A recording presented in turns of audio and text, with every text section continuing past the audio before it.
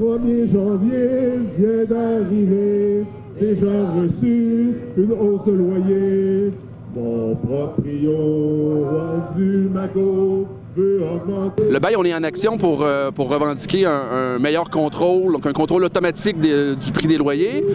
Donc, on organise une tournée des hausses de loyer. On va visiter trois secteurs de la ville de Québec pour illustrer donc la revendication du contrôle des loyers. Donc là, on est présentement dans Vanier, devant un immeuble où il y a eu ce qu'on appelle des réno-évictions, où des locataires ont été évincés pour relouer les logements à fort prix. Donc, ça demande un des problèmes. Donc, s'il y avait un contrôle des loyers, ces pratiques-là, les propriétaires ne pourraient pas les faire.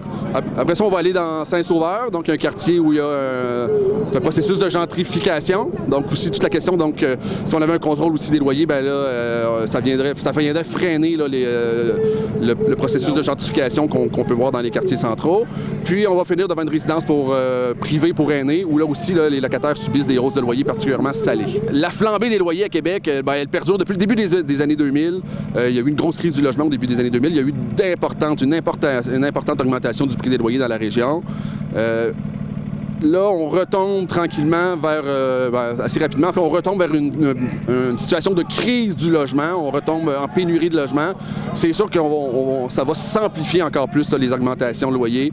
Donc, c'est un phénomène inquiétant. Puis pour les locataires, souvent, on parle de gens qui ont des revenus, des revenus modestes. C'est sûr que la hausse du loyer devient un poids. Les gens sont étranglés là, par le prix des loyers.